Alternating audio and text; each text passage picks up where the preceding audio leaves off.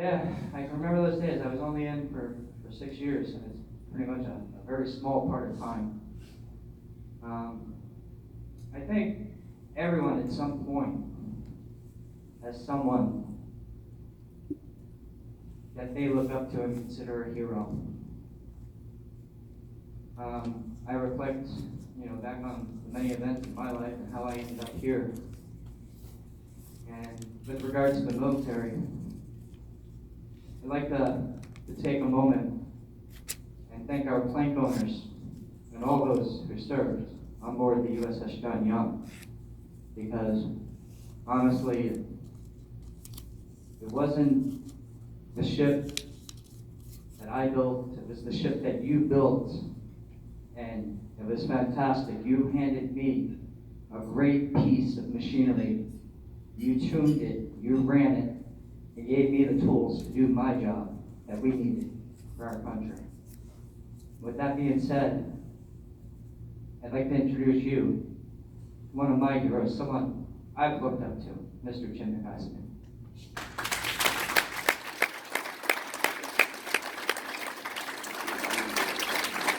Captain USS John Young, 1997. Ready? Now you're going to suffer.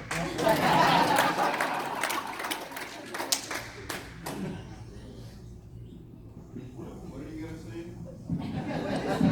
Some you know I'm an actor. You should never give an actor a mic with a monologue. First off, I want to thank you for coming. And to your uncle, amazing. What I heard was a story of courage and determination to save your family, to do what you had to do. And everybody in this room, that's what we do. And when we hear it, when we see it, we recognize it. And we're blessed that you're both here and that you're in our country. And again, to your uncle who took that ship and led those people out, that is incredible. And I was, I don't know if it was fortunate or unfortunate, but I was involved picking people up too. I was stationed out of Japan on another Spruance and down in the Gulf of Thailand. That's what we did for a while. And many people don't realize there were almost 2 million people that tried to escape that way. It was not a small effort. It was a desperate people who had been our allies and our friends and did incredible things. And to see the success story, to see younger people here who come from that, and it touches us in ways you cannot even begin to believe. And again, thank you. And thank you for being here. And to Michael, why do I have to go after them? They have such a great story. I was the captain of John Young. When I was 12 years old, I decided I wanted to be captain of a ship. I was a young man, and that was what I wanted to do with my life. And I was blessed to be successful in doing that. What I thought I would do was talk a little bit. I give you some of the secrets of captaining. They'll never tell you when you're on a ship. First one, if a ship is bad, it's because of the captain. We all kind of understand that here. But what you don't maybe understand, particularly some of the spouses, is if a ship is good, it's not because of the captain. It's because of the crew. Okay? When a ship is good, it's because of a crew. And over the way, all the people that are here because they were part of that crew. And what happened is they experienced something in their life that touched them and grabbed them and stayed with them and meant something to them forever. And that's really, the story of John Young. It was always a good ship. This start was fantastic. It was amazing. But, there are other stories. Some of you were here at Nimble Archer in combat. Although many of you don't know, I was the guy that planned that operation. I was over in the carrier watching you guys praying for you. You know, we were scared to death about what we were trying to do there. You know, in my time, we were, I'll brag, we were the best ship in the fleet. I'm not overstating that because I'm trying to prove anything. And the reason we were the best ship in the fleet is I had the best crew in the Navy. Now, the task of a captain, when you go there, it's the easiest job in the world, if you want to know the truth. It's a great job.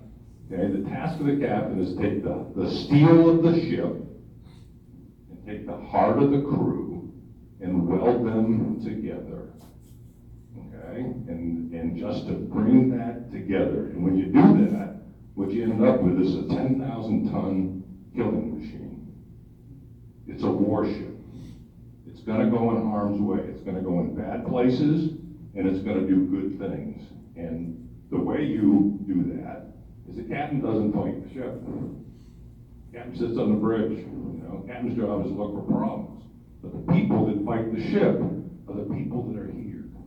And it's the crew. Now remember, on a crew, you got about 240 people that are under 20 years or, 21 years old.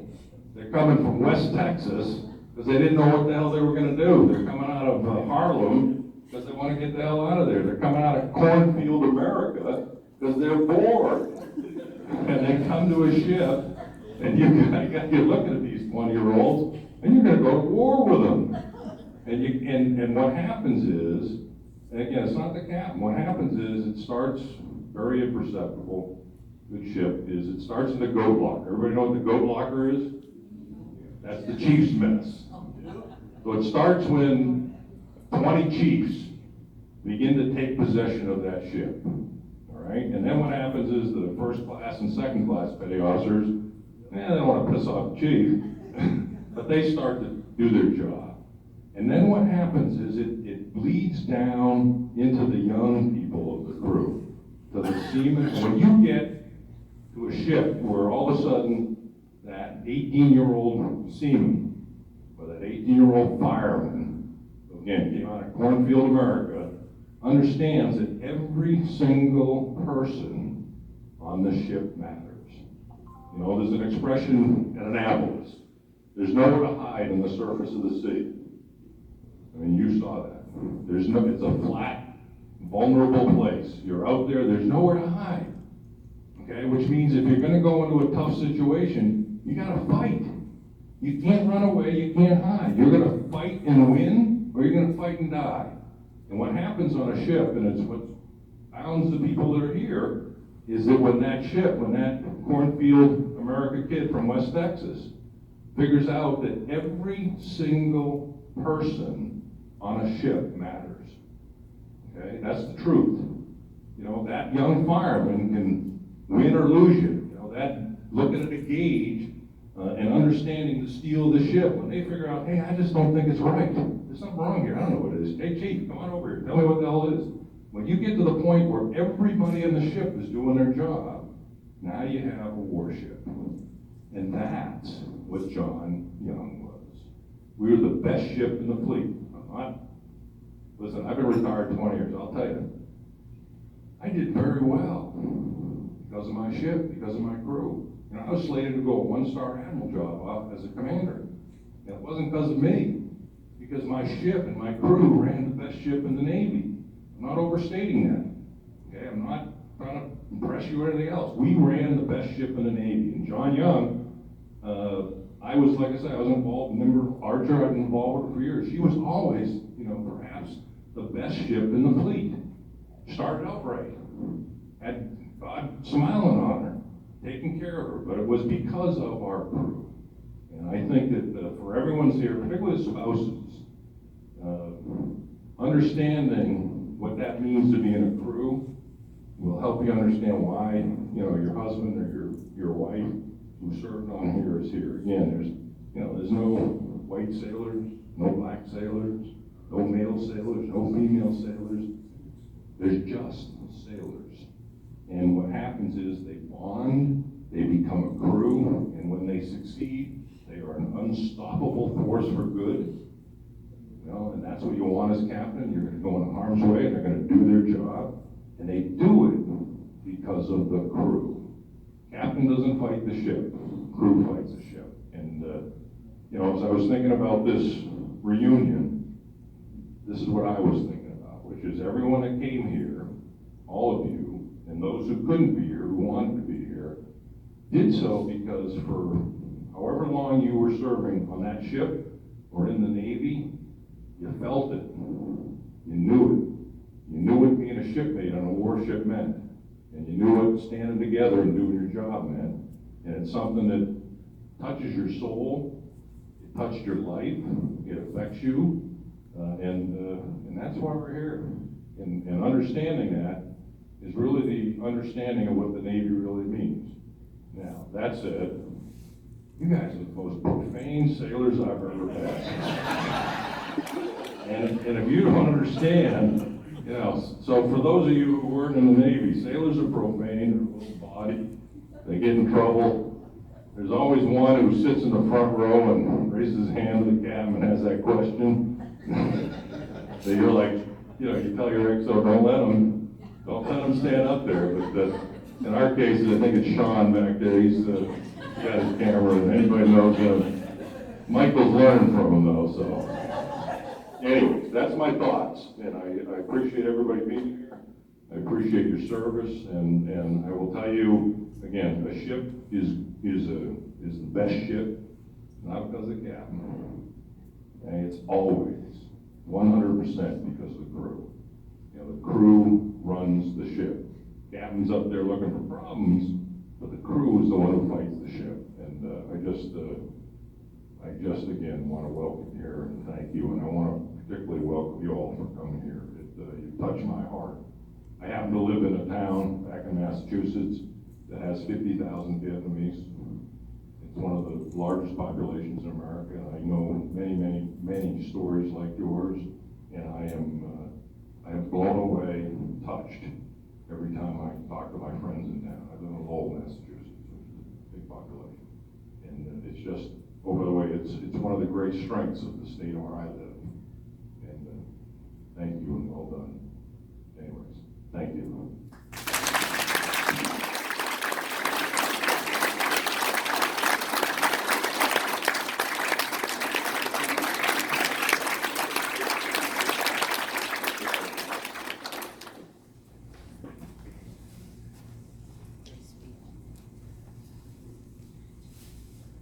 The words of the great Jim McIsaac. I got nothing. Can I please have our next speaker come up to the stage?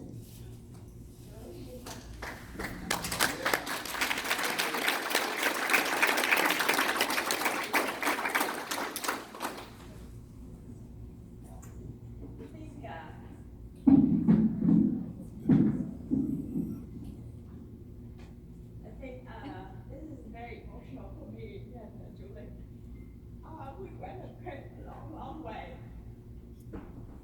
I was 14, she was 15. The trip that the John Young picked us up was our third trip to get out of the country. We thought we would never make it.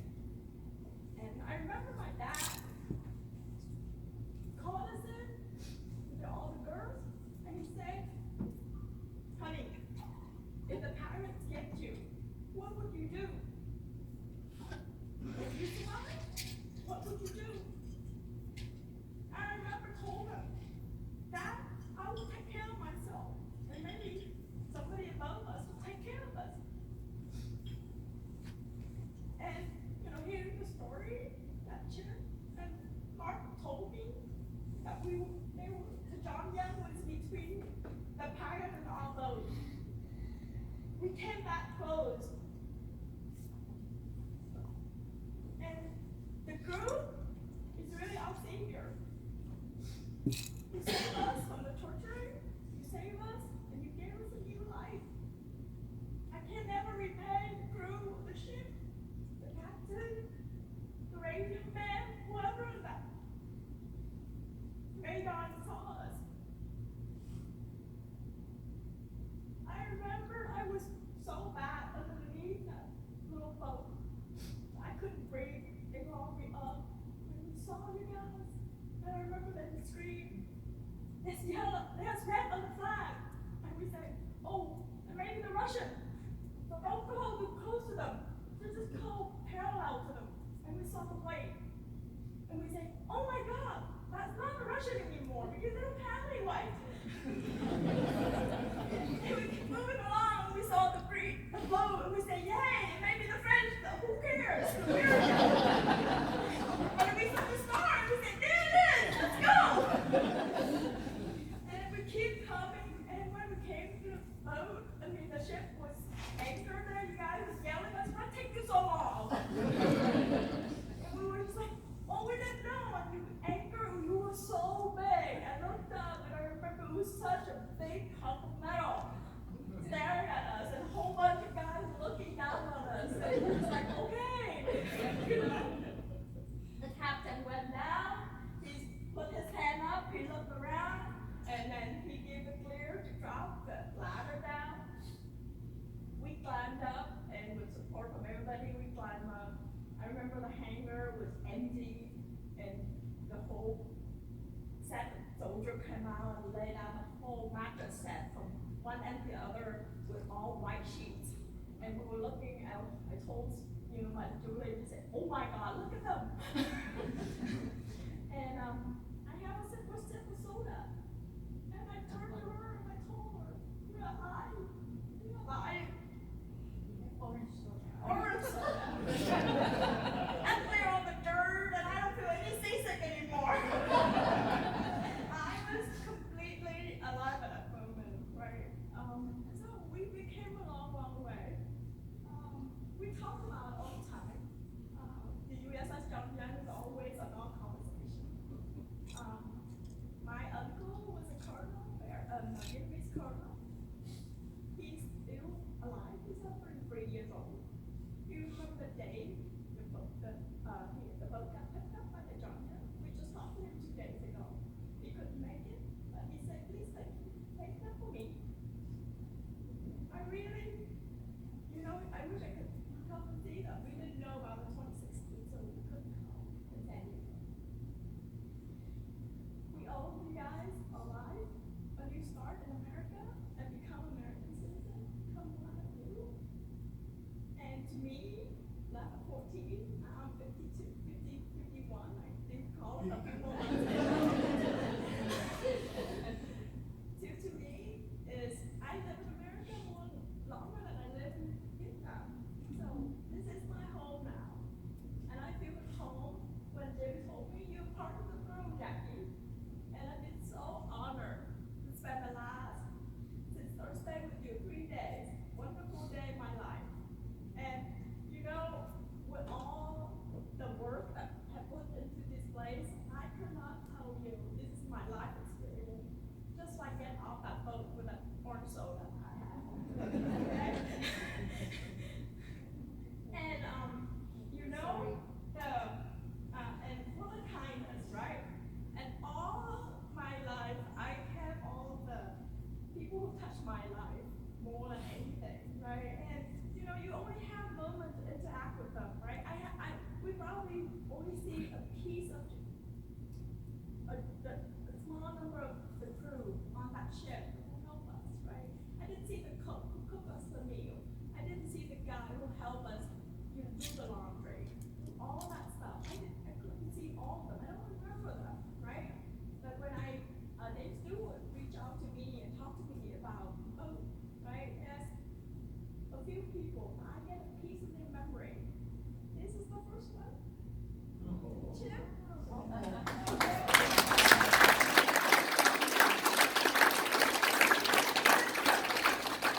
My mom, bless her heart, she's a hoarder.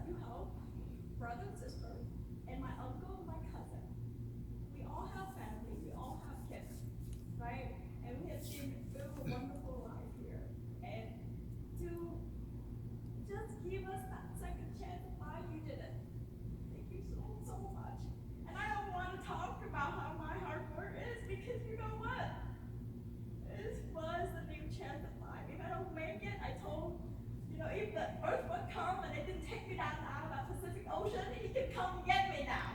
So I was out of that ocean because that ocean was so damn big. It was so scary to be in that little tiny boat. And I had no idea how bad it was until, I got out of that boat. And now, to me, life is very precious. So thank you so much. I appreciate your help on this. To get me over here.